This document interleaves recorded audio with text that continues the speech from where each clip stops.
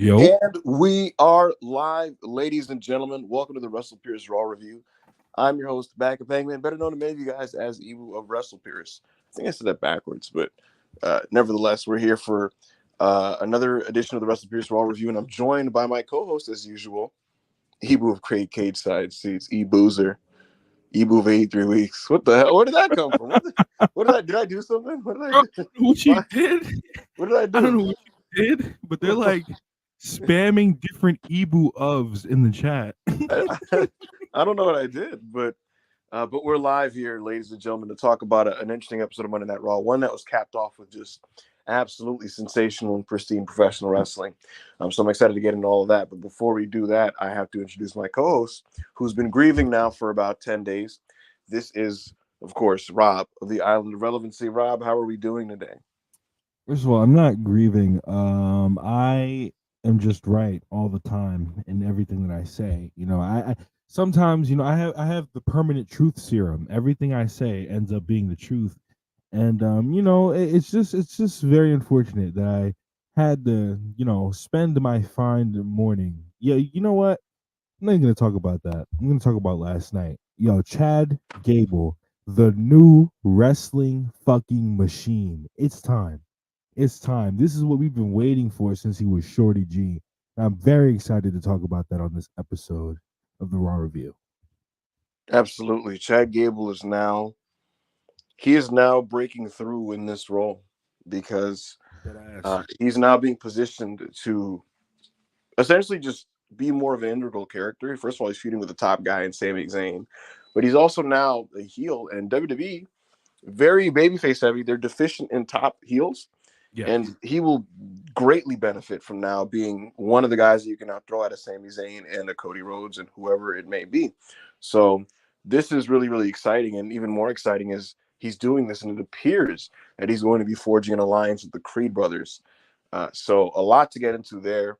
A lot of interesting stuff there, a lot of things to be excited about. We love Chad Gable. He's a tremendous professional wrestler. Anytime Yes. he gets a main role on a show, anytime he gets a TV main event, it's always appointment viewing. And man, it was cool. The timeline last night was lit for this main event of Raw. Because here's the thing: whether you like WWE or not, wrestling fans universally agree that Chad Gable is excellent.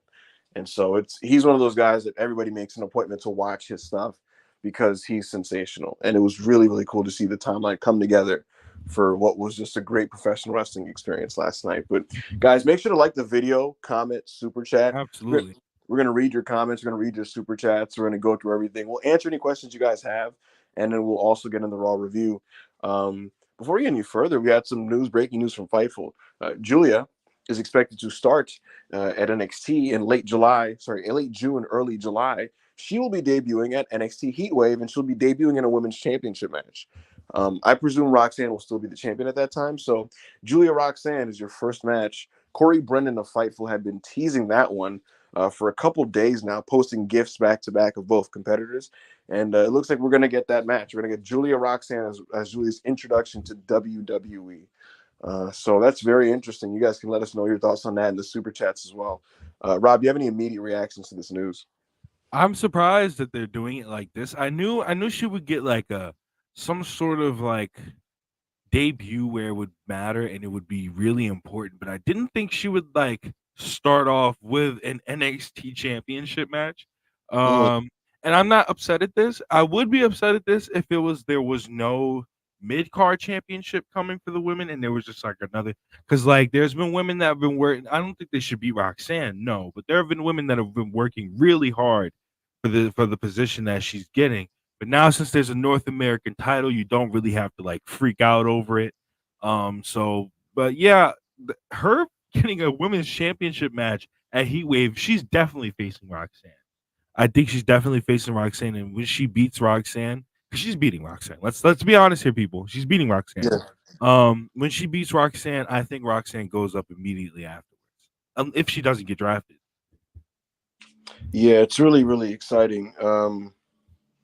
It's uh it's the right call. I mean, look, you signed her to be Julia. You signed her to be a star. They also put in a report that she's expected to have the same name. The word was that they could have acquired her theme song if they wanted to, but that's not in the plan. So she will unfortunately get a Def Rebel theme song. But that notwithstanding, Julia appears to be walking into NXT as the Julia you knew her from Stardom. And she will be facing Roxanne and probably winning that NXT championship on her first day. And what better way to debut somebody? Number one. Number two. It's not going to be the North American title. It's going to be the NXT championship. The reason why I don't think it's the North American is because Corey Brennan had explicitly been posting like Roxanne and Julia gifts back to back like over and over again. He made it pretty clear without straight up saying it, because I doubt the NXT people talking to him want to just spoil who the champ will be. That's why he had just reported as he's facing for the championship. But he has kind of winked enough to let you know that it's going to be Roxanne and Julia. So listen, that's a great match to start off with. Roxanne, hopefully she brings her A game there. I think the best version of Roxanne versus Julia is very good. And look, like I was saying, that's how you debut someone like that. You're getting a world-class wrestler, a world-class talent, somebody that you really believe in. Probably costed a pretty penny to get to acquire their services. So yeah, man, throw her right there in that top spot. Let's get this thing going. Get her the title first day one, because I'll tell you what, if they're giving her the belt in early July, they probably want to streamline this thing in a way where she's already at Mania by next year. Yeah. In fact, I think there's a pretty decent chance she will be on next year's WrestleMania card. So absolutely, because if she has the NXT Championship in July, she holds it for a couple months, she drops it to whoever they believe in, whoever they think is the next up, and then you move on from there. So, interesting news, exciting news, good news for the WWE. It's the right call creatively. And best of luck to Julia. And with that said, guys, last night's Raw was the second Raw following WrestleMania, and it was in Montreal. Big house in the arena, almost 12,000 people in there. It was not a sellout, though. So WWE's 18 consecutive TV sellout streak finally ended. They fell just short. A couple hundred seats were missing in that building, but still a great house in Montreal. And they were all live and lit and in living color for Sami Zayn and Chad Gable. Sami Zayn, the hometown guy, main evented Monday Night Raw last night for the Intercontinental Championship. And he defended it against Chad Gable in an explosive 20-minute main event feature, which was preceded by one of the best entrances in the history of Monday Night Raw. Yes. Continuous shot, Jey Uso leaving the venue, runs into Sami Zayn on the outside. Sami Zayn walks into the venue, a venue that he has demons in, a venue that he's performed in many times in his life. And he walks all the way in the one continuous shot as he walks into the jungle, into the belly of the beast, in his hometown of Montreal, all the way down, grabs a Canadian flag, waves it proudly and waves it high as he goes into the arena. And we get this beautiful main event, followed by a great angle. So like I said, we'll talk all about that. I want your guys' opinions on that. And before we officially start the Raw review, let's start going into some of these super chats. All right, let's get into the first super chat with Lil Smoke. My guy, 199. Yeet, no yeet. Yeet, no yeet. Thank you for the super chat, Smoke. Yeah, we're gonna get into the yeet. Yeah, I'm not really like I'm not really into the yeet no more. Like it's a cool little thing that he has, but like WWE, it's still like very much a Vince-ism, where if something gets really over, that the producers in like WWE will like really make you sell it as your gimmick during your matches. Mm-hmm. And so it's like now the yeet has become his entire personality. When after Jey Uso left the Bloodline, like we had a fleshed out, developed character in Jey Uso that was actually a competent, decent, good wrestler. And now all he's doing now is just walking around yelling yeet. It's like he can't say a sentence without saying yeet. And it's like, bro, he's not a robot that yells yeet mid-sentence. He used to be a great promo. Not a good promo, a great promo. If you go back to like just some of the promos he's cut from 2020 to early 2023, bro. Like this was a dude who like had some depth. This was a guy who had the most like internal trauma out of any Bloodline member, because he basically had Stockholm syndrome, working for Roman Reigns, and he had all this like weight on his shoulders, and he was friends with Sami and he liked Sami, but Sami put him in a complicated position, having to side with the family over Sami Zayn, even though he knew Roman was an abuser. A lot of little things there, but he was such a good character. And when he switched to Monday Night Raw as a singles wrestler, his whole thing was like, I'm trying to repent, I'm trying to be better, I'm trying to just finally stand on my own. And it was really interesting. And that whole story arc where it was like certain characters couldn't find it in themselves to forgive Jey Uso, but ultimately he earned their trust, except for Drew McIntyre. It was all really good stuff. And, you know, then he won the tag belts with Cody. He had the press conference, and we saw how fun he was as a fun-loving jokester guy. And that's fine. And he turned into he was the Falcon to Cody Rhodes' Captain America. But very quickly they were like, all right, let's lean into Yeet then, since people like Yeet. And and I hate that, bro. Like, people can have sayings.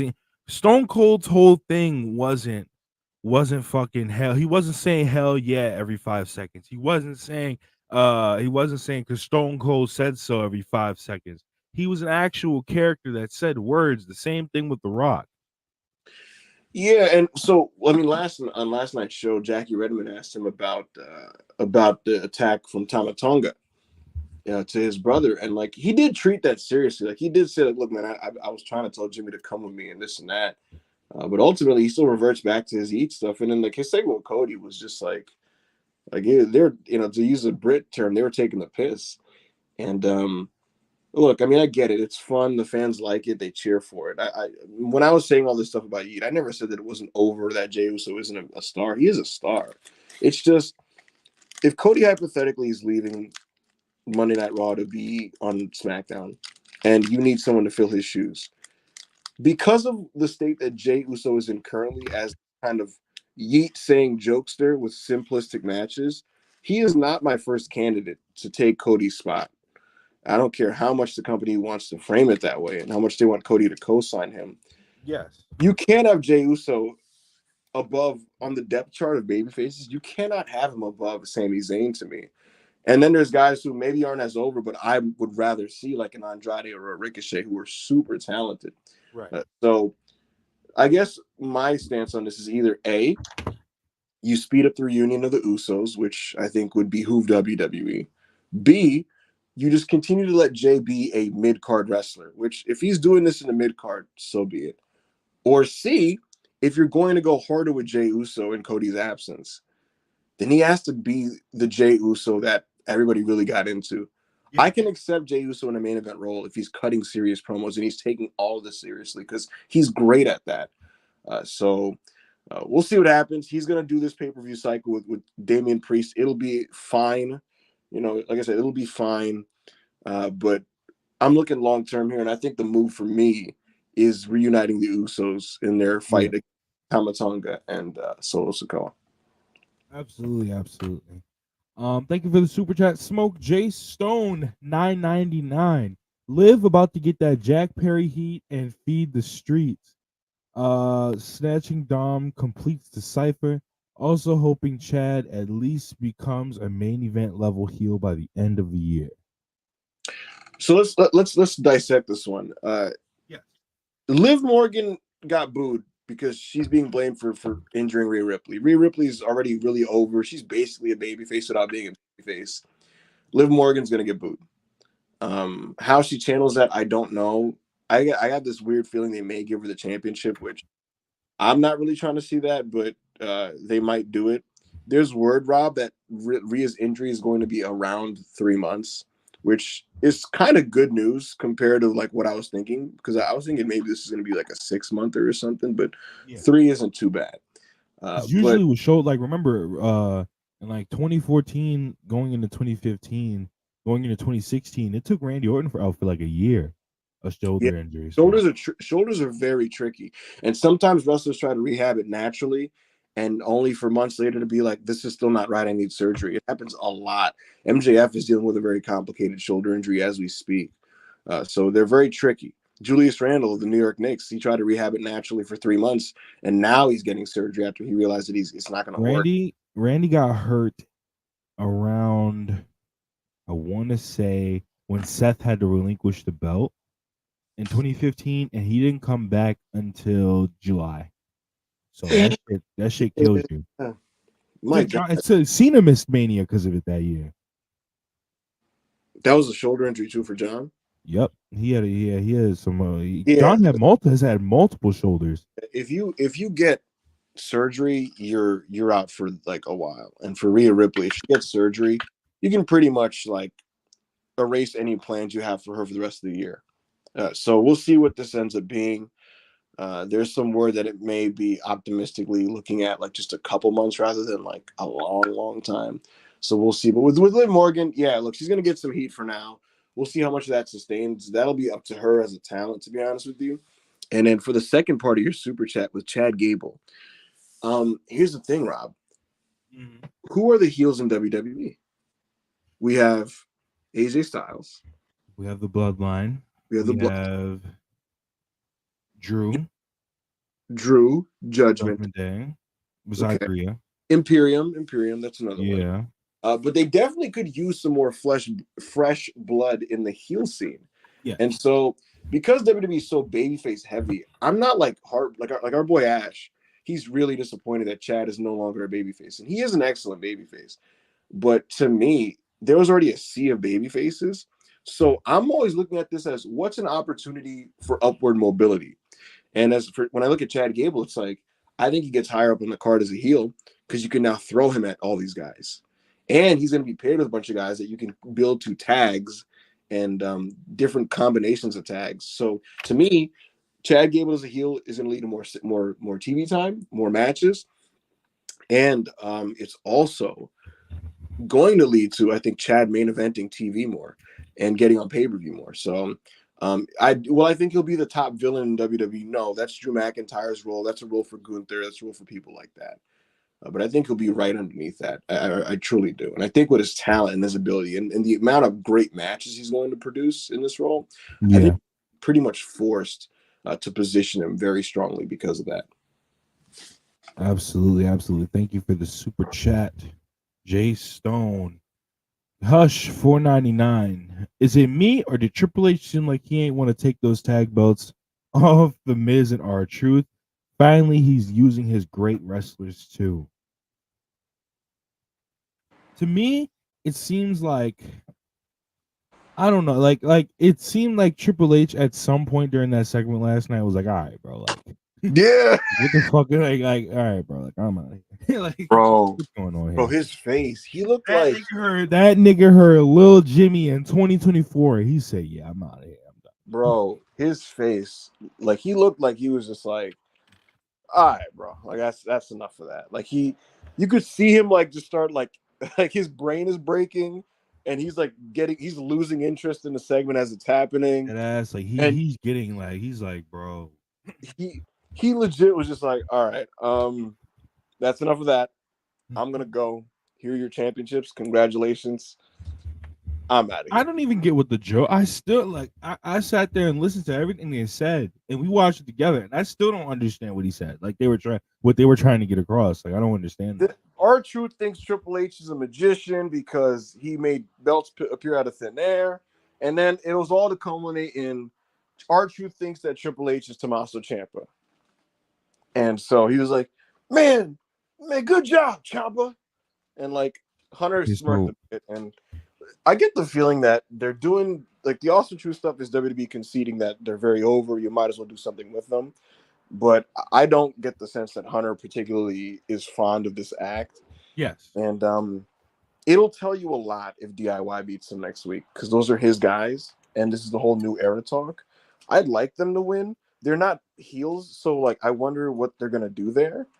If DIY wins, then it meant that they legit were just like, we're going to give these guys their moment, and then we're going to put it on the team that we like. If not, then it is them going, all right, we're going to give them a little bit of a run before we do it. I was surprised that tonight's number one contender match was all babyface teams. Yeah. That's the other thing. Raw needs more heel teams, Rob. If you think about it, they don't have a lot of like heel teams that are like good and TV ready. So the Creeds being bad guys would really help that, in my opinion. Yeah, absolutely. And I genuinely, because when you look at Chad Gable and what he's been doing, like the render that notice how the render that they've used for Chad Gable for like a year now has had him smiling. He was happy when they used it for Sami. He wasn't. Then not even just the render. Like before the show, he's rolling around with the Creed brothers before the show. Yeah. And like they're asking him questions. He's like, I'm taking this super fucking seriously. Like Mm-hmm. I'm going to win that title tonight. What And I thought so was interesting. Like, go ahead, go ahead. and so it's like also who also the Creed brothers are right there. We're right there. And who kept fucking them over? DIY or it was New Day. What are they? Babyface tag teams. And so I think that it could be a level of frustration from both Gable and then I don't want Otis and Tozawa to get kicked out of the Alpha Academy, or if they do this Team Gable shit. I really don't want them to, but you know, it They is what have a it is. couple options here. Either A, Chad is a total dick and he basically just like tells the Alpha Academy guys to hit the bricks, which is fine. Or they do a different option. I don't know if you saw, Rob, on Twitter, Tozawa, after Chad Gable's heel turn, he said something along the lines of like, I trust you because you are the master. And that would imply that Tozawa basically is with this direction change and going, all right, we're assholes. All right, fuck it, we're assholes. And at first I was like, that's weird. Tozawa's he's a comedy guy. But then I I remember, want if go they ahead. do this, I want 2020 2021 Otis back. There's no 2021 Otis back. Where The he was like Otis that serious and where he shit. was clean when Chad Gable made him shave his face and he had the short haircut and he was doing the fucking his finish wasn't the fucking worm or it wasn't the fucking whatever the fuck. He was doing his finish was quite and they did an angle like several injury angles off this. His finish was the tsunami, the top rope splash, but he would do it. He wouldn't do it close to the turnbuckle. He'd fucking jump all the way across the ring and do it. That's the Otis that I want back. If they So, turn these so niggas here's winning. so here's the deal on this. So that's what I was getting at is you could have it be Chad and the Creeds, or you can do a whole like Alpha tribe where it's like Chad, Creeds, Otis, Tozawa.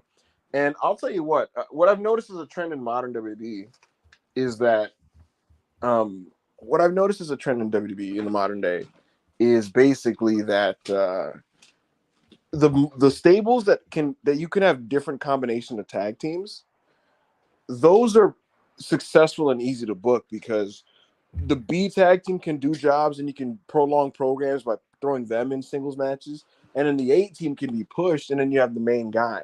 Yep. Look at Judgment Day and how effective that is with when you would do Balor and Priest, and then you Yep. do JD and Dominic. And so Tozawa and Otis being serious somebodies, getting some singles momentum, then having matches, and then they could do the job if necessary to a DIY, but then like the Creeds will snuff them out. There's a lot of versatility creatively that's there. So yeah, it's just an interesting thought. We'll see what direction they go in, but it does look like the Creeds are going to be a part of this. They were seen training with Chad Gable, and Julius Creed today tweeted ready, willing, and then dot dot dot.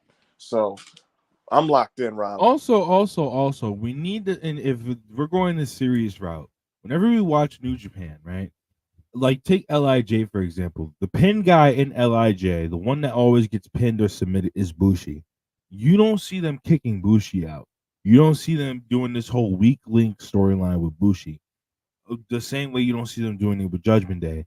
You can have a pin guy in the group and still just be like, yeah, he gets pinned, but we're not calling him the weak link trying to kick him out type shit. So thank you for the super chat. Hush. Karan, 100 rupees. Sami Zayn forever. No, dead ass, bro. He Sami is a Zayn. special professional wrestler. He's one of the greatest baby faces of all time. Mm-hmm. Of all time. Yep. He's been super over in 3 different places. Yep. Hush, 199. I assume Utami is Fed bound at some point. I have absolutely no idea. And I mean, I would imagine she's going to be. Utami, I would we imagine seen she's. you. I would imagine Utami Hayashishita is going to be a push top wrestler in Marigold for the foreseeable future. I wouldn't even rush her to being a WWE wrestler when Julia herself has not even started yet, and Marigold hasn't even started yet. So I think we're jumping. Terabyte Gold party on. My fault, y'all. I'm sorry. Don't do that, Rob. Don't do that. My fault, y'all. I'm sorry, y'all. That was an accident. I'm just saying, bro. I'm not with Marigold, bro. I'm looking at this roster. I mean, I know I don't know. I'm what they would call a casual Joshi fan, but I'm like, yo, this is good. Like they got that German. What is she German? That shit is crazy. The Bozilla girl. Yeah, bro. The Bozilla girl, bro. I'm pretty interested to be. I gotta be honest. I think it's always cool when new companies start up because you can just start it from the beginning and see how it goes. And I always find the beginnings of wrestling promotions to be fascinating. So I'm interested in this. I'm gonna watch that first show and look, man. It might suck. It might be good. Like who the fuck knows, really? Hey, man. I'm not gonna say too much, but y'all already know. Corey David, $5. Heel Chad Gable versus Ilya. Thoughts? Do you see Becky, Seth, Drew, and Finn and Sheamus staying or going? So I'm gonna let you take this one first. Heel Gable versus Ilya Dragunov is pornographic, Rob. Yeah. Ilya looks to be getting drafted to the main roster. In fact, that was reported by Corey Brennan of Fightful Select as a lock. If he's going to Raw and Chad is on Raw, that match is going to happen. And Robert, that match is going to be unbelievable. So Yes. I'm fucking locked in. That might be the first TV match to break a scale. That Like is just going to be ridiculous. Do you see Becky, Seth, Drew, Finn, Sheamus staying or going? I see Drew, Becky, and Seth staying. Finn, I don't know. I think he isn't looking to leave, but they're gonna have to take care of him financially. We'll see what they offer him, but I don't think he's trying to leave or looking to leave. And Sheamus is up in the air. I think Sheamus is up in the air. yeah, like we were talking about it last night, bro, and Sheamus did not look like he knew he was going to be back anytime soon. Like, and I know, like some guys, you know, what I'm saying it goes for it's a certain aesthetic, it's a certain look that they want to go for. But like Sheamus looks like he just got the call last week and was like, yeah, bro, like you need to come to TV ASAP. So I don't think Sheamus. I don't know, bro. We'll see. He's definitely gonna have for the amount of time that he was out, whether it was injury or whether it wasn't. They're definitely gonna tack that time on. So I don't think he's going anytime soon. But with Becky, unless they pay Becky handsomely, the same way with Seth, you know what I'm saying? Which if Seth stays, then Becky's staying. Obviously, this is the thing that like will obviously take place. Drew is a tricky one. If Drew doesn't win the belt, because Drew is obviously going to be a Clash of the Castles. Is this in Scotland? He's on the cover, right? Mm-hmm. So if Drew wins the belt in Scotland, and he's obviously staying. But if it all depends on Scotland for me. If he I have a loses in theory, Rob. Scotland, he's leaving. I think they're intentionally letting it go to the end here because they Yeah. want to work it into storyline the way they did with CM Punk in 2011. I don't know that for a fact. Or they could be doing the thing where they're telling people like they're doing with a certain person we won't mention, on a different company. They'll tell people that it's expired and they'll and shit like that. But we know, like we know. Yeah, I just get the feeling that like they're gonna weave that into something because look, his deal is allegedly expiring in like 5 to 6 weeks, but Clash of the Castle is much later than 5 to 6 weeks. CM Punk is building to a storyline with Drew McIntyre. He said in like an off-air promo that like I'm going to continue to ruin your life, and CM Punk's not going to be cleared in 5 to 6 weeks. So they Yeah. already set up things for Beyond with Drew McIntyre, and they wouldn't do that if there was no confidence that he wasn't staying. So Now, if Drew did all this to make Punk think they were setting up an angle and he just leaves, that would be hilarious. it would be That fun. would be Yeah, hilarious. it would be funny. But I just don't see that happening. I don't see Drew leaving. I don't think it depends on Sheamus. I just don't see Drew leaving, especially with him most likely getting his moment in Scotland. So, thank you for the super chat. Will Chisholm, $5. Tokyo Sports says Rossi wants Io and Kyrie to do some matches for him. For you, wait, what? Do you think Triple H will let that happen? Yes, Yeah, at least absolutely. At least one. Matches is tricky. I don't see them having like some type of sustained run. I think he'll let them borrow Nigga, the nigga, same way did you see Rossi shucking and driving last week? Come on, bro. he he was dancing real hard because I think he really wanted to nab Io and Kyrie, and I think he's gonna get him. Yeah, like he's definitely they definitely say, yeah, we'll give you those 3 matches. Now go wear them WWE World shirts for me. In the mid, go wear them shits in public for me. Exactly. Shit was crazy. Hush 199 Nakajima is gonna smoke Trick on that card too. You think so? Do you think so? I don't, bro. Parker said this on Dumb Guy Live. He said that he has a good handle on the Japanese wrestling scene, and he cannot figure out what the hell Nakajima is doing. I can't either. It's hard to read. I'm not really sure what he's trying to do. Could I see him going to WWE? Maybe, maybe. I'll tell you You what. don't know. I'll tell you what, Rob. Last year when he first left Noah, I was like, I don't know what to do with Nakajima. I don't know where you move him. And I thought at the time the right move for him is All Japan, which he went to All Yeah, Japan. He found himself more as a performer. He changed his look, his presentation. He did the Inoki inspired stuff, and it was a good move for him, right? yeah. Leaving this prematurely is surprising. Like I did not expect him to leave All Japan in 4 months, right? But at this point, it's like, so what is his long term goal? I'm not really sure. But I'm no longer averse to the idea of him going to WWE the way I was in the past. And I think the reason why I feel that way is because they have creatively, when they tried to relaunch Nakamura last year, they did a good job with it. The problem with Yes. Nakamura was his matches just aren't that good. But just from a pure presentation standpoint, with the subtitled promos and the booking and everything, they were doing a good job. And I say all that to say, if they did that with Nakajima, a guy who could back it up bell to bell, I could get into that. And I'll tell you what, are you not down for Sheamus versus Katsuhiko Nakajima? Are you not down for Ilya Dragunov versus Katsuhiko Nakajima? Sami Zayn versus Katsuhiko Nakajima? Gunther versus Katsuhiko Nakajima? Chad Gable versus Katsuhiko Nakajima? Andrade versus Katsuhiko Nakajima? There are a couple matches there I do want to see, and there's a couple guys there that could work his style. So we'll see what happens. We'll see what they end up doing. Absolutely. Thank you for the super chat. Andy, 100 rupees. What the fuck? Andrew, God, can you put the. Thank you. Fucking StreamYard. Holy shit. I clicked like 5 times. Andy, 100 rupees. Confidence, Drew stays. Hope he beats Punk bloody in the first and loses a rematch at Mania. Old man Punk finds ways to win as he climbs the mountain.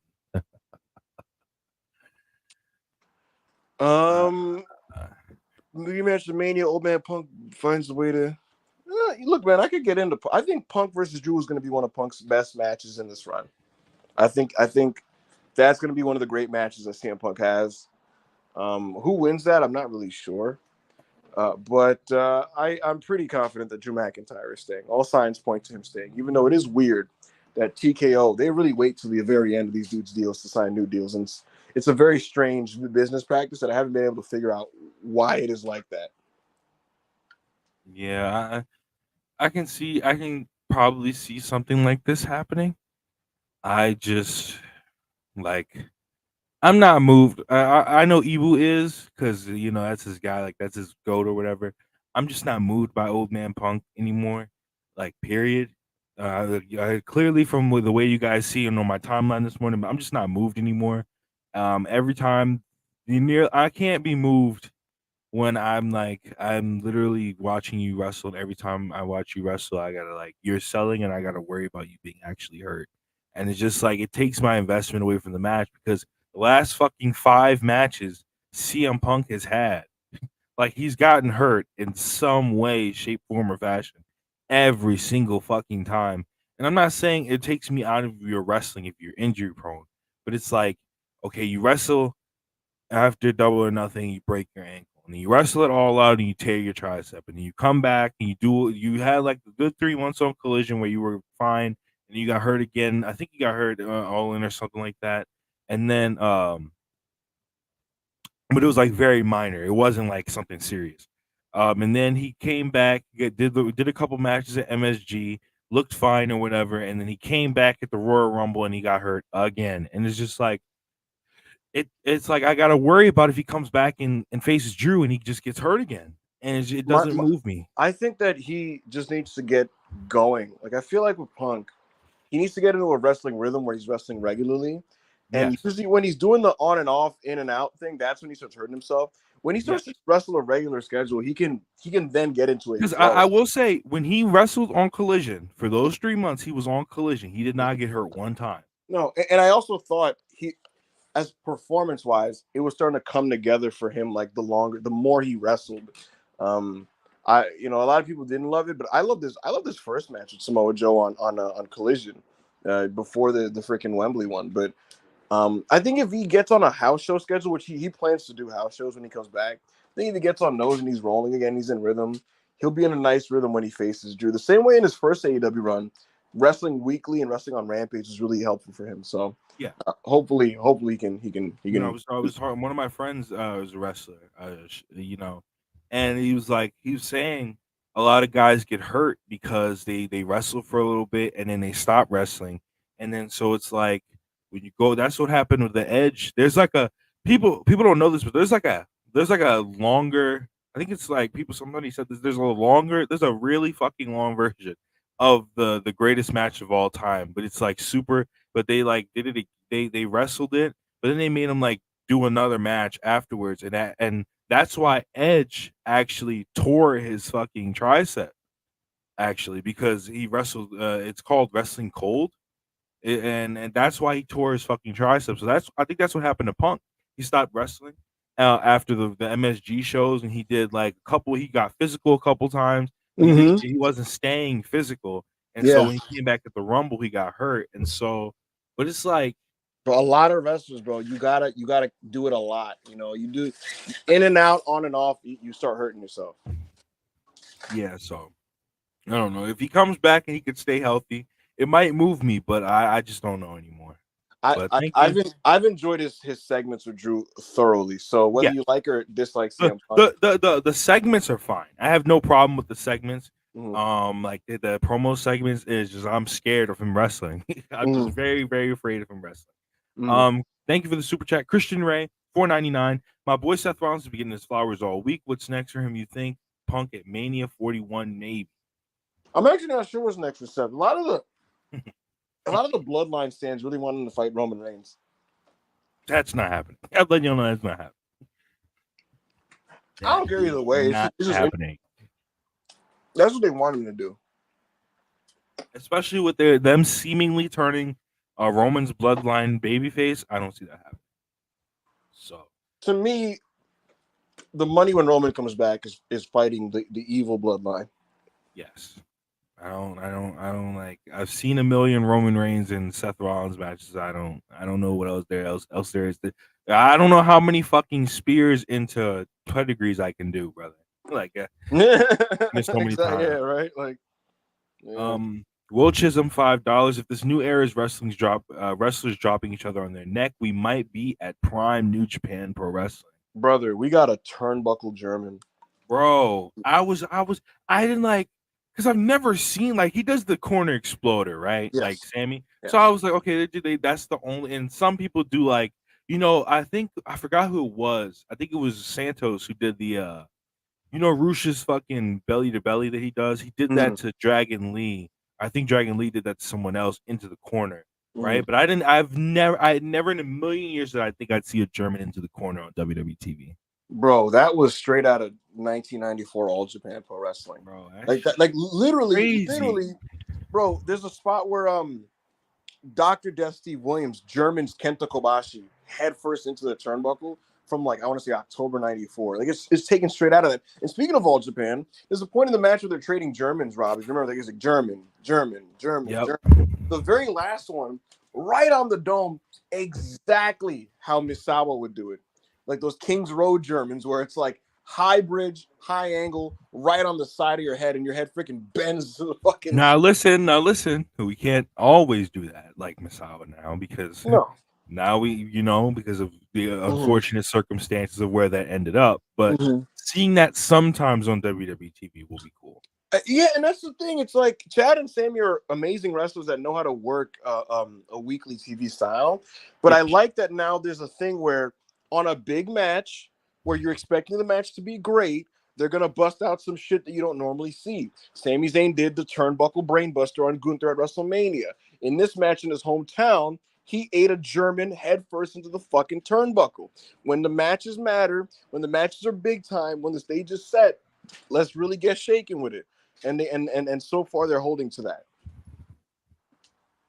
Absolutely, absolutely. And I can't wait to see matches with Gable with other guys where he can like really go crazy with his the Brother, Kings Road shit that that he that loves.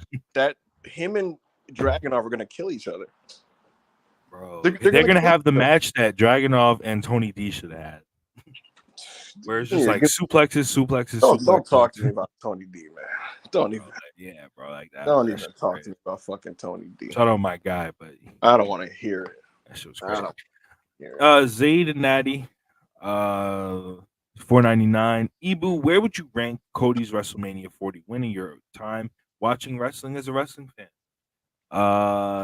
Watching wrestling as a fan. Also, seeing Bloodline stand still seething is hilarious. They're really mad and they're taking it out on Cody's promo segments and they're really fucking mad and they're complaining about repetitiveness when you literally for 4 years straight we're watching the same fucking episode of SmackDown. Roman Reigns opened so many shows telling people to acknowledge him, making mad faces at the Usos, sitting in a throne chair while Paul Heyman grovels at his side, and Roman Reigns, nodding his head or shaking his head or staring sternly at the TV screen while the Usos failed to get a job done.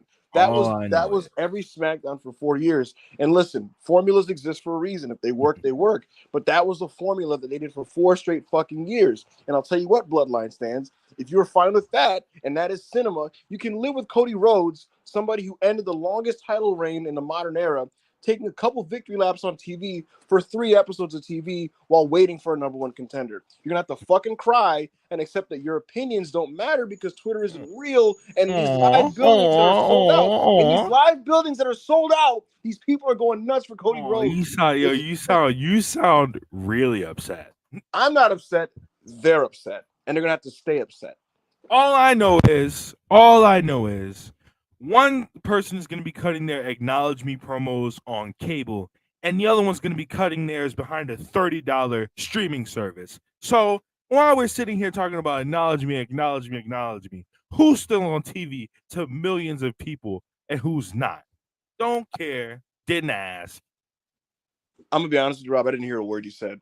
Let's You get it. sound really mad. You sound really upset. Just I'm chilling. really, really upset. I'm big chilling.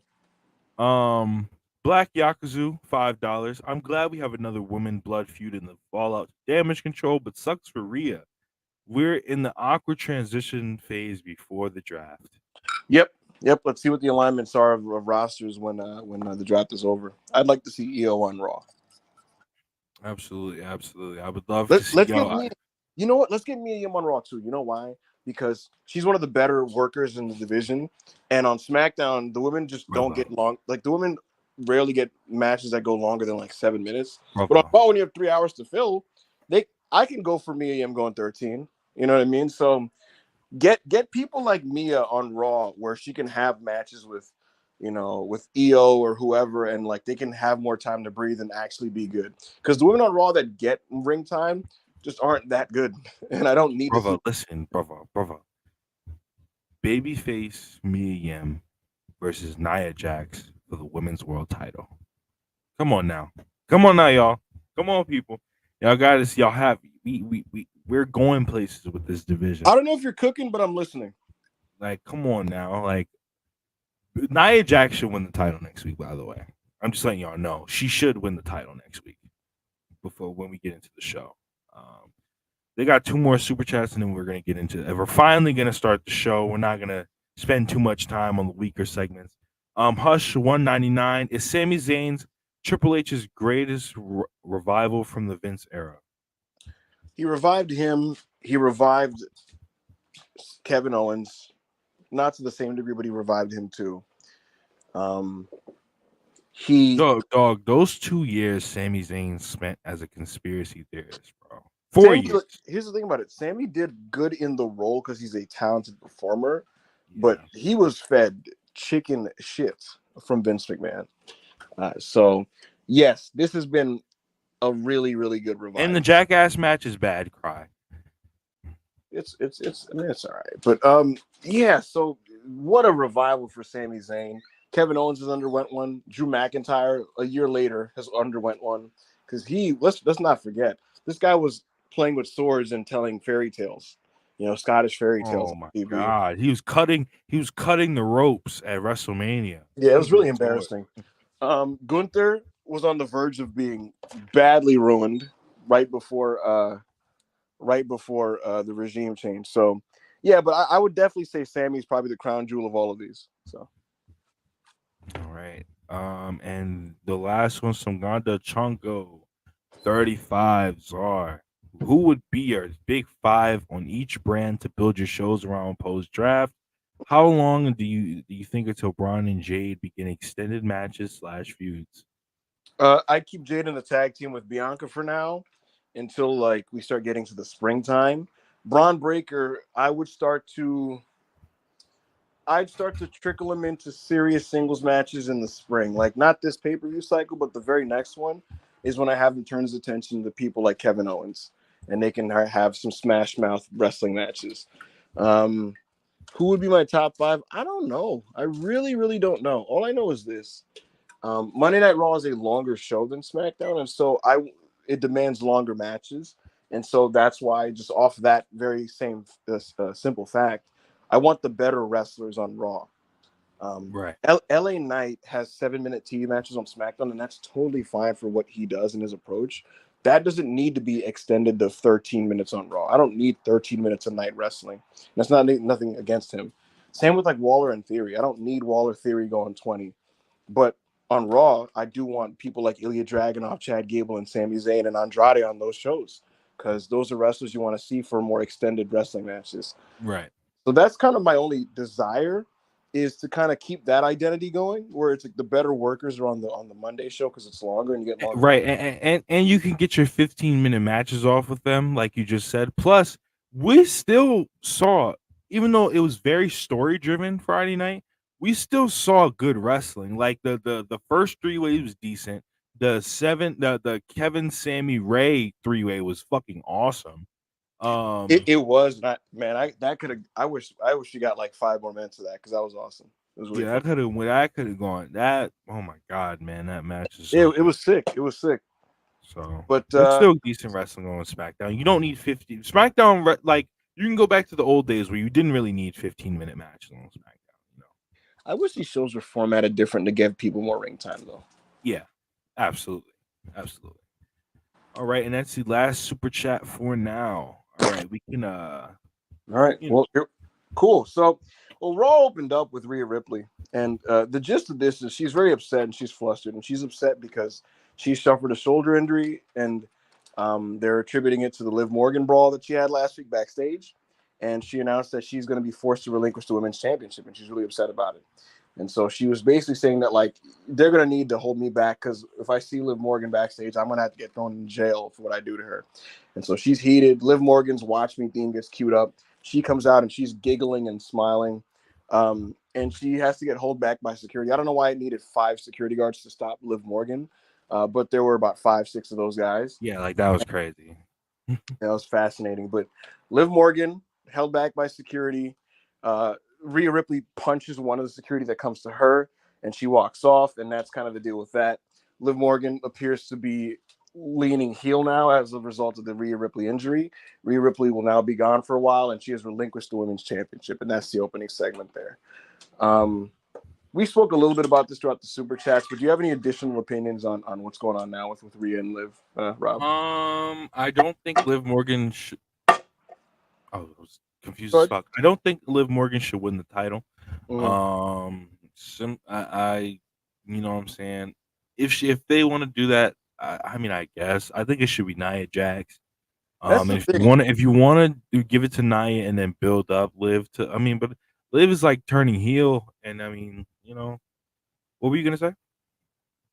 I was just gonna say that's like my big thing on this is if she does win it, my reaction's like a big shoulder shrug. It's like I guess it's like Yeah, like I guess so, but like You know what I mean? Like, what does it lead to? You know what I mean? Because we've I'm seen the Liv Morgan title run already. You know what I mean? I'm not fired up for a revenge tour, So I don't know, but that was the opening segment. We then saw Sheamus warming up backstage behind some type of like translucent like door or window or something. Rhea Ripley was backstage and she hugged the Judgment Day, and they all looked like genuinely sad. They're all real friends in real life, so they're probably gutted. Yeah, they got matching fucking Judgment Day weight tattoos. Yep, exactly. They're probably gutted for Rhea, and it's unfortunate this injury. But yeah, man, Damian Priest basically said like, you come back bigger, faster, stronger, all that stuff. Rhea told them, hey man, you keep a good look on this one, Dominic.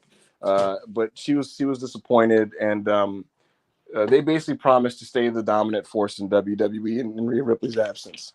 But we then came back to the return of Sheamus. And not only is Sheamus back, he's back with his original theme song, Rob. He like it starts out with his main theme, but then all you out of nowhere you start hearing it's a shameful thing. Lost in his hand. Yeah. This man who could wind up dead. And I'm like, wait a minute, that's Sheamus's old song. Holy fucking shit. Yeah, and unfortunately, Pat McAfee had to do his remedial frat boy. I'm a frat boy at 40 years old, yelling over it. But Yeah, you know, like you can't let moments breathe. He's so obnoxious, and not even like a. I don't find it that entertaining or funny, but yeah, Sheamus is back with his old theme song, and he's out there to fight Ivar of the Viking Raiders. And Sheamus is a bit bigger, he's looking a little pudgy. He's wearing these MMA, these like UFC ass freaking trunks, and like it's like he's like some all Japan dude now. He's just kind of chunky, and he's throwing these like fucking ham hock meaty elbows. Like he's just laying his shit in. And I'm reminded very quickly, Rob, how stiff this guy works. He is beating the dog shit out of Ivar. And he's laying his shit in, and he's throwing elbows, and he's working hard, and he's working stiff. And Ivar's hanging in there and doing cartwheels and spin kicks and all that stuff. We go to commercial with a Celtic cross up the top rope. Boom, nails Ivar with it. And man, Sheamus is back, brother. We come back and he gets the 10 beats of the Baldwin in. He's doing his thing. He looks good. He's whacking each other, whacking Ivar. He has like red scars all over his body, and this match has gone like 7 minutes because that's the thing with Sheamus, man. He's all intensity. He has one gear. He doesn't know how to work, you know, a match that's like low effort. His work rate in the traditional sense, in the traditional definition, is always high. He's in the corner and he's urging Ivar to hit him, and he's like, "Come on, hit me, come on." And he gets up. Ivar goes for some type of fucking flippy do thing. Sheamus gets him with a high knee, gets him with a second one, and wins the match. And Sheamus is back, man. Sheamus is back. No clear creative direction yet, but his first appearance back on Raw was a match, which was nice to see. We got to see Sheamus just kick ass, which is cool. I'm never gonna say no to a Sheamus match where he kicks ass. What did you yeah, think of his return, Rob? I loved Sheamus's return. I thought, it was especially perfect that his return was against Ivar. And because Ivar is a guy, especially since he's just started showing up on NXT now, and he's about to start facing what's his fucking name? Obafemi. He's about to face Obafemi. I think either today or at Spring Breakout. I'm not really sure, but yeah, I like Ivar, and he hits. He's like one of the stiffer guys on the roster. Like they hit, like he's one of the guys that hits hard. Like we've seen it in the match against Bronson Reed. We've seen it in the match, against Gunther. So, well, yeah, Ivar is one of the guys that I really could believe in as a guy to come back and be Sheamus's perfect opponent. Um, and so, yeah, I really like this match. I love Sheamus's new look. Even though it looks like Sheamus, like last minute, got the call that he was going to be there. And I really love the fact that his old theme is back because I like his old theme way more than I like the other theme was called Hellfire. I like it way more than Hellfire. So I enjoy Sheamus's return, and I hope it might not be for long. Whether he signs or resigns, it might not be for long, but hope he does well. At the very least, it'll be a couple months because they've tacked on his injury time, which is a few months. So this is the first time we've seen him since August. So yeah, a couple months of Sheamus, and like I said, no clear creative direction yet, so I'm curious what that will be. I still feel like it's going to be something with Drew McIntyre, but we don't know yet because we didn't see anything today, and Drew didn't do much of anything on this episode. Yeah, man, Yeah, happy. basically, yeah. Drew McIntyre beat up a TV. Yeah, Drew McIntyre kicked the TV, and that was the end of his involvement on today's show. But great showing for Drew McIntyre. Sorry for Sheamus upon return. What else did we get here? We got some draft commercials. The draft is going to be on April 28th on SmackDown, and continue. Sorry, 26th, and then continue on the April 29th Raw. CM Punk will be on these episodes of TV. So the next thing on the show was we got this fucking guy. hold on. So we got a video package for the IC title match tonight, which was really well done. It had some narration, and then it was time to play the game because Triple H came out.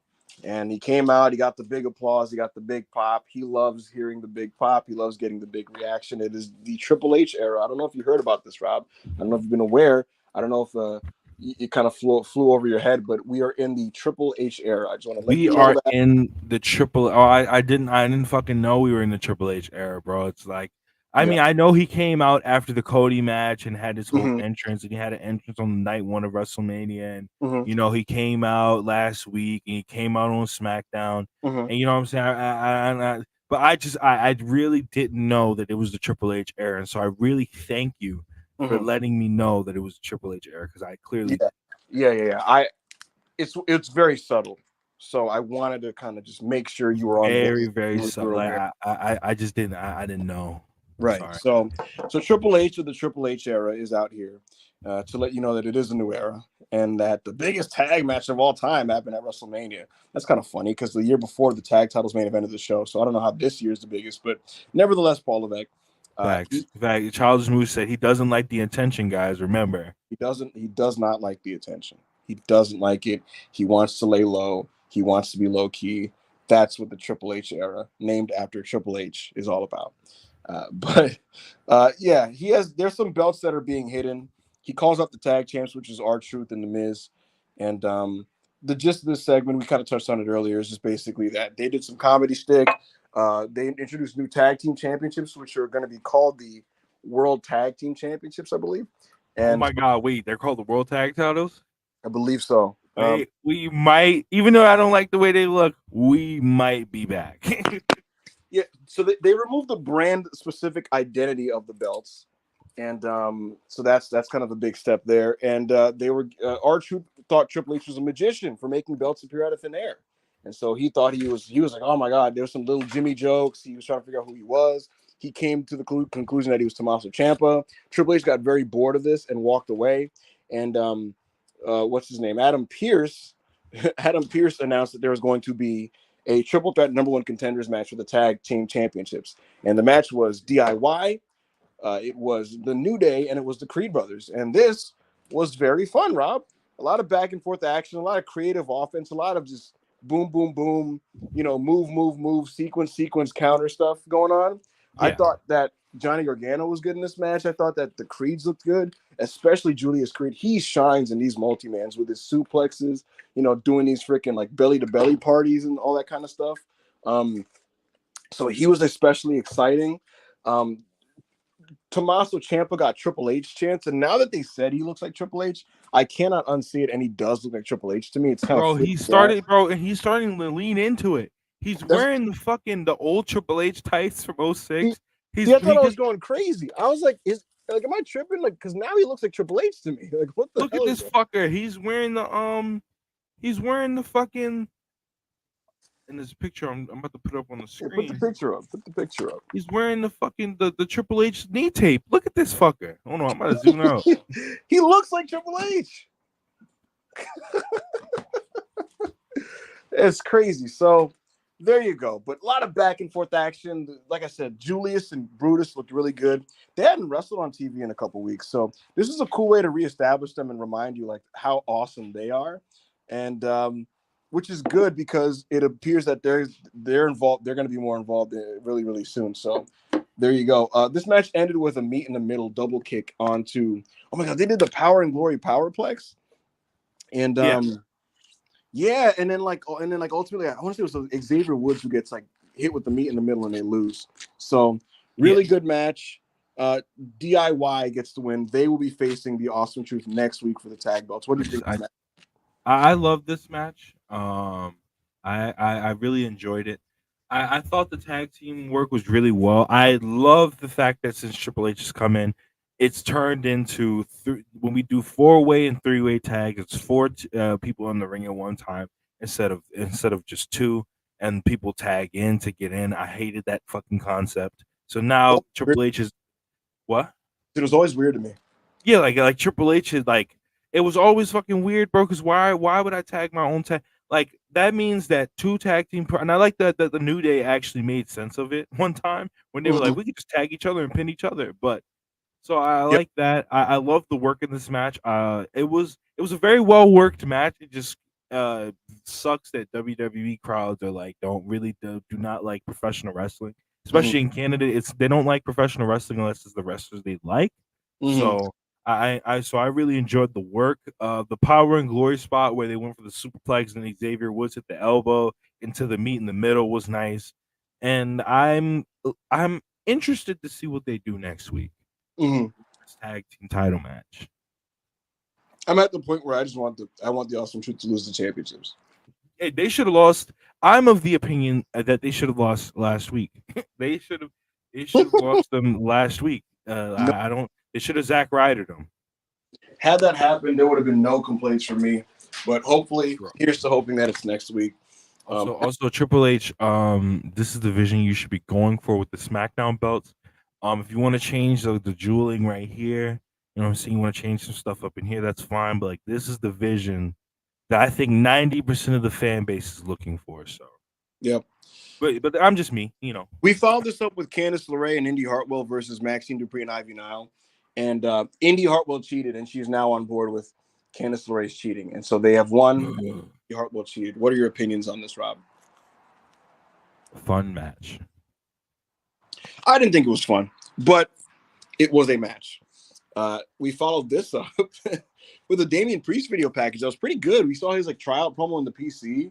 We got to witness his journey. And I'll tell you what, man, I liked Damian Priest, but I never thought he'd be this successful in WWE. And he is a success story of the Triple H regime.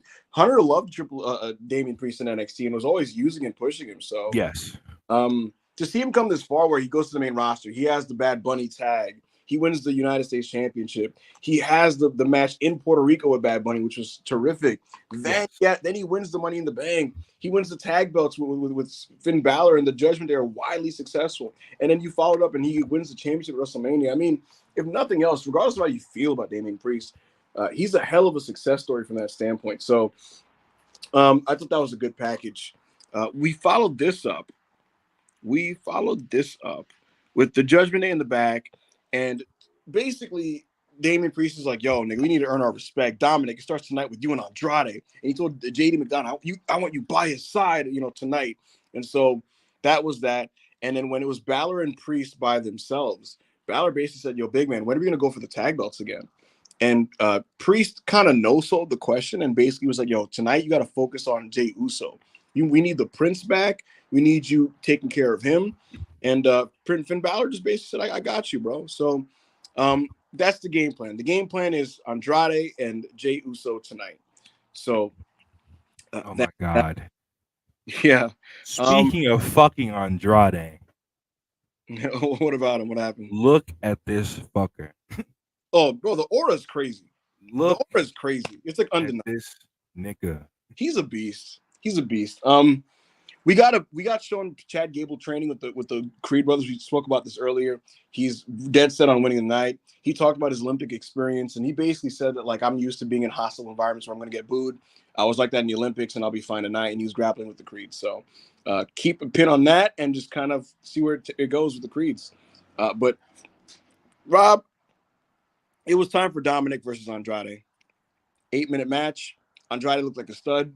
Dominic busted out a Canadian Destroyer. Andrade wins the match with a spinning back elbow, and then his new finisher, which is a jumping, twisting DDT, and it's called the Message. It's way better than the. I like the Hammerlock DDT more, but it's way better than whatever the fuck he's doing in AEW. Yeah, I agree. I thought Andrade looked like an absolute stud here. His there was this great 360 camera angle pan of the around the ring. He did two dragon screws, a flying forearm, a kip up, and then the double knees to the corner, and he just looked like a fucking champ, man. But he looked good here. And in the post match angle, JD attacked him, and then Ricochet made the save. What did you think of this match, Rob? I loved this match, especially because I love both of the wrestlers in this match. Andrade worked very well to Dominic's speed because Dominic is not as horrible as he used to be, but he's not quite there yet as a talent to where he can carry somebody else. And so that's was my enjoyment out of this match was seeing that Andrade work really well with a decent professional wrestler. The fucking Canadian Destroyer popped me. I did because I did not expect Dominic to pull out a fucking Canadian Destroyer on the apron, so that popped me. And yeah, I just really enjoyed this.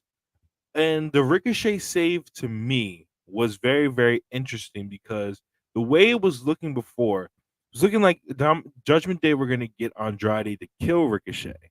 But now it seems like they're going to form a partnership. And I'm wondering if this leads to if this leads to something with Andrade turning on Ricochet. Because if you remember, Andrade is officially a member of the LWO. And so I'm interested to see how all these storylines that are branching they intertwine with one another and the way they work this out. Mm-hmm. Yeah, I agree. I think it also depends on how the draft lands and lays out too, because if LWO move over to Raw, that could then continue that stuff. So we'll see how it turns out. I thought the match was good. Yeah. Um. Mm-mm. That's it for that segment. I don't think we need to get into the other women's tag match. It was just a match that happened. There was no like storyline progression with it. Um, Cody Rhodes. Okay. Oh shit. Okay. Fucking Ibu dropped off, but yeah, they had a women's tag match. It was Chelsea Green and Kaden Carter versus Piper Niven. This match was like decent. I didn't really think much of it. They got the win off of a big boot and a crossbody from Piper Niven, so that was fine. That was whatever, I guess. And then I think we went straight into Cody Rhodes coming out and cutting a promo. I'm trying to see where. Oh, Ibu just got a phone call. Okay, but Cody Rhodes basically came out, started talking about him, continued to talk about him winning the championship. He addressed LA Knight and AJ Styles having a match on SmackDown for a number one contendership opportunity for the WWE Universal Championship. And then he kind of like basically told them, whoever wins the title match, whoever wins the number one contenders match, you know what I'm saying? Oh shit, Evil's back. My bad. I had like a random. I was rolling, brother. I'm on the Cody segment now. Wait, what did we miss? Bro, it was Caden Carter and Chelsea and Katana Chance versus Piper Niven and Chelsea Green. I was like, yo, they Mm-hmm. just had a match. Like Yeah, they just had a they had match. a Okay. match. There was no storyline progression. It was just a straight up match. All right, I'll let you take this segment then. Go ahead. Continue what you're doing. Go ahead. But yeah, Cody basically talked about LA Knight and AJ Styles having a match on Friday to determine what was going to happen with that. He did address The Rock, and he basically told The Rock, he was like, yo, I didn't forget what you did to me. And he looked in the camera, and this was fire. He looked in the camera, he told him, he basically said, yo, Dwayne, at some point, I don't know when, I don't know where, but I will return the favor and make you bleed. So that was cool. Then afterward, he made like a corny ass dad joke. I forgot exactly what the dad joke was, but it had something to do with Yeet. And since he mentioned Yeet, it was very obvious that the person that he was bringing out was Jey Uso. Jey Uso basically came out, did his entire entrance with the crowd. They were chanting Yeet really loud, and then they talked in the middle of the ring about the world title situation and the shit that they had going on. They made a couple Yeet jokes, and then fucking Cody left the ring making a yeet joke. I don't remember exactly what it was, and I really don't care. Finn Balor's music then hit, and then he attacked Jey Uso from behind, and then that started that match. It was a pretty decent match from what I remember. From the match, basically Finn Balor got his heat offense in, and then Jey Uso came back and did his whole yeet shit that he always does because he can't stop saying yeet for whatever reason. Jey Uso is no longer a human being with personality and feelings and thoughts and emotions that we knew in late 2023. He is now Jey Uso, the yeet robot, which every 5 seconds he has to remind you that his catchphrase is yeet. So that was that. They had a cool little match. Jey Uso basically reversed Balor's attempt to go for the Jean Wu into the double foot stomp with a spear. Went up to the top, hit his top rope splash, got the victory. Then the Judgment Day jumped him after the match, and they tried to get some heat in on him. And then Jey Uso, after they tried to go throw him outside and put him through the table, Dominic went for a dive, I think, on him, and then Jey Uso caught him with a super kick. Then he caught, then he caught. He was going over the barricade, and this was cool. He was going over the barricade. JD ran into him over the barricade, and he threw JD into Balor. He ran up, and then we got the shot, Ibu. Yes, we We did. got the shot of Sami Zayn, basically Jey Uso walking out of the arena after his match, and then he encountered Sami Zayn. He was like, "Oh shit, what are you doing out here, Sami?" And Sami was like, "Hey, brother, this." Sami Zayn then said, "He said this was the arena where he did. He say it was the arena where he saw his first wrestling match, or this was the first wrestling show? The first wrestling show he ever went to was in this arena, right?" I don't remember, but it was something like nostalgic for him personally. Yeah, he said this arena was the first wrestling show he ever went to. And so now he gets to make his entrance through the crowd. And so basically he pointed at the camera when he was walking out and he said, "Yo, you want to see the best wrestling city in the world?" And then he's walking through, and it's like this crazy entrance where he's walking through the concessions area, and it's him walking through the concessions area, everybody be like, "Yeah, Sammy, yeah, fuck yeah." And then his music hits and he comes out and the crowd's singing his song, and he's walking down and he's walking down to the ring, basically being like, not, I wouldn't say acknowledged by everyone, but he's basically everybody's going fucking crazy over Sami Zayn. And then Chad Gable came out afterward. We had the introductions, and they had the match that Chad Gable and Sami Zayn had. I think this is one of the best Raw TV main events that I've seen in a long time. Definitely one of the best TV main. I think this was a actually I think this was better than the last Raw TV main event that Chad Gable and Gunther had, where it was like marred by commercials and they had to put it on YouTube immediately. I love the dynamic of this match, which was basically Chad having mutual respect for Sami Zayn, but in having mutual respect for Sami Zayn, it was kind of like I have to be serious because I have to win this championship. I will die if I don't win this championship. Is how he Yeah, was feeling. it So it really did feel like this meant everything to both guys. yeah, like he was like, bro, like you don't understand, bro. Like a nigga laughed at my daughter in front of me over this Hmm. championship, so I have to win this championship. Hmm. And the spots they did were really cool. Like we touched on the trading German spot, the spot where I like the spot that they went for towards the end of the match where it was he had them in the ankle lock again, and then Sammy rolled through him and rolled him up, and then he kicked out of it at that time, and they did that spot twice. Hmm. And this time his shoulders are actually down, so he kicked out. And then Sammy, towards the final stretch of the match, Sammy caught. I also liked the fact that he got hurt. I think his ankle got hurt off of a dive, if I'm not mistaken, because he was definitely holding his ankle after he did the Arabian press. And so I like that they worked the ankle into the match. Towards the end of the match, I think Chad Gable went for another ankle lock. He rolled through. They went into the ref. Then he caught. Sami Zayn caught him with an exploder into the corner, hit him with a haluva kick, and I thought he was going to kick out, but it was 1, 2, 3. So that was that match. That match was great, and then Ibu. First, what was your thoughts on the match? I thought as a package, this was amazing. The match was great, but what preceded and proceeded after the wrestling just makes it perfect because the shot was just so immersive. This is why, like, directing and production matters.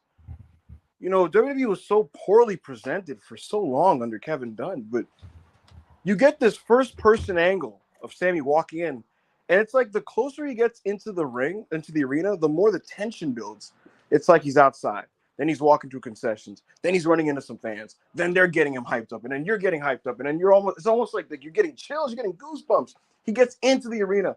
Once he's in there with the fans, you're now in the belly of the beast, and these people are rumbling, and you're getting it from Sami's perspective, and it very much feels like a big game atmosphere. It feels like you're at home in a playoff game, and the fans are jacked, but now you got to deliver. And Sami's in there, and he's going through the crowd, and he grabs the freaking Canadian flag, and he's ramped up, and he's so hyped, and the people are rumbling. This entrance was tremendous. Like I said, it was visceral, it was immersive. You felt like you were in it. It just felt so big, and it's crazy because on a 3-hour show where, I mean, there was good stuff on his show, but it felt like it just out of nowhere transformed into like a playoff game or a pay-per-view match or something. The atmosphere for this was humongous, and I think it's almost undeniable at this point, Rob, that like, at least on Monday Night Raw, this is the top belt. This is the top prize, this Intercontinental Championship.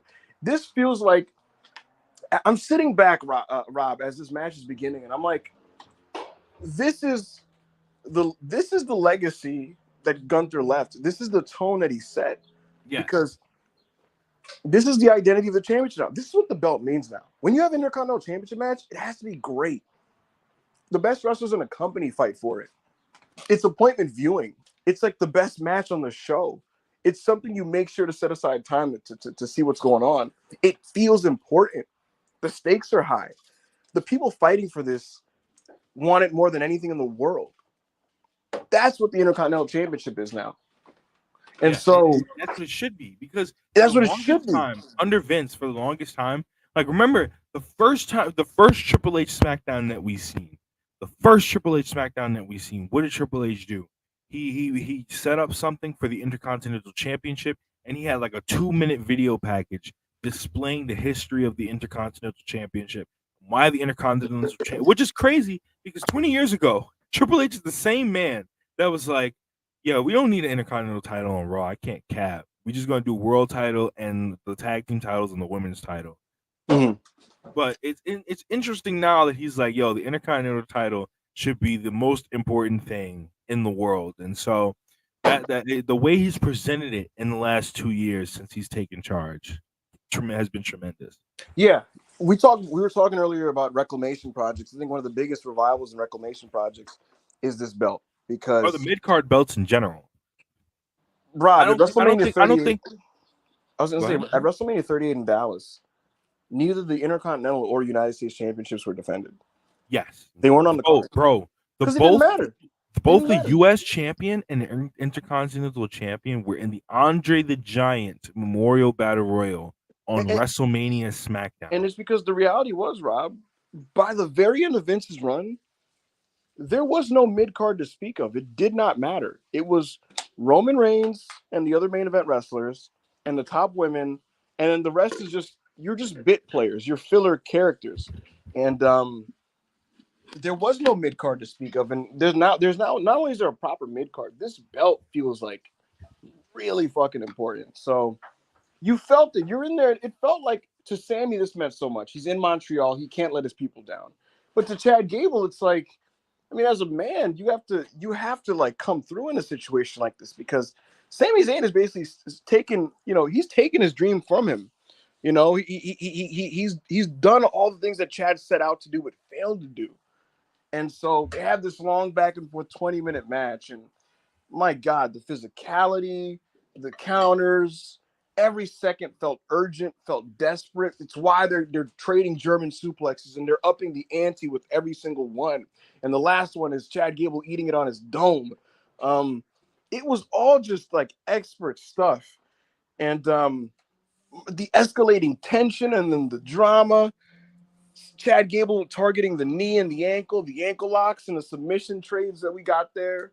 Uh, Fucking the turnbuckle German, which was like, my, where are we in? Are we in the Budokan? But as a total package, like I said, it was great because the match is great. Like I said, what preceded it was great. Leading to the match was the storyline that kind of took us to this point to make you really, really feel for both of these characters. And it's an all or nothing situation where you like both guys, you get both of their motivations, and it's like something's got to give. Either Sami Zayn embarrasses himself in Montreal, or Chad Gable is emasculated as a man yet again. And at that point, something needs to change. And that's what we got because Sami Zayn beat him and he snapped. The sight of Sami celebrating in his hometown and hugging his wife was too much for Chad. And he German suplexed this guy out of his wife's hands and turns heel and puts him in that ankle lock. That was beautifully shot. Beautifully Yes. shot. You didn't even see Chad coming. This 30-minute stretch of TV was fucking tremendous. It was beautiful. It was shot great. The wrestling was great. The execution of the angle was great. 10 out of 10. No notes. And one of my favorite wrestlers in all of wrestling, Chad Gable, has officially arrived. So this gets a big show. Yeah, he got the "fuck you, Gable" chance. Yeah, they said they chanted "fuck you, Gable." He went and put the ankle lock on further, and then they started chanting "Go fuck yourself" in French, and then so he got up on the turnbuckle and went. It did this. It did the thank you. Look like a beast. Tremendous stuff. Alrighty. This is pro wrestling, and a great end to the show. So I guess with that said, let's take it away and get through these last couple super chats. Yeah. All right, Corey David, $5. Why is it that Ring of Honor and TNA and NXT book women better than their main companies? Women in NXT actually get time now. They have a mid-card title. Paul needs to learn. I will say, a match that everyone should check out. It is from 2 weeks ago. It's Lola Vice versus Carmen Petrovic. Now, I didn't think this match was going to be anything special, but they start off the match doing like shoot like Japanese like shoot wrestling cosplay where they're doing leg kicks and they're checking leg kicks, and then they start shooting for takedowns and shit like that. So I'm comfortable enough with seeing that to say that the NXT Women's Division is in decent and if not good hands. The Ring of Honor division is way not it's not way better than the AEW Women's Division. The AEW Women's Division is starting to pick up. They just have things to fix. But yes, the Ring of Honor Women's title TV title tournament was very, very well booked. The TNA Women's Division, I'm of the opinion that the TNA Women's Division was not the best women's division in the world when everybody was calling it the best women's division in the world. It just really when they were calling it the best women's division in the world, Su Yung was still doing spooky Uncle Howdy Bray Wyatt lore. When they were calling it the best women's division in the world, the NXT women's division was way better then and now. So I don't know about not back then, like back in the day when they were knockouts, but yeah. So I think the women's divisions on the lower end company scale are getting better, but I think on the main roster they could get better with what they're doing. To answer Corey's question, though, I think what happens is the lower stakes your programming is. I think there's this almost this feeling of we can do more experimentation and we can just feature more people that might flop.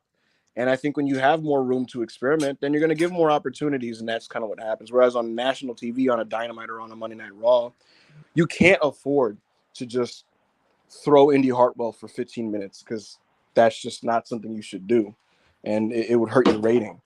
But on like an Honor Club show, it doesn't matter. You can do whatever you want.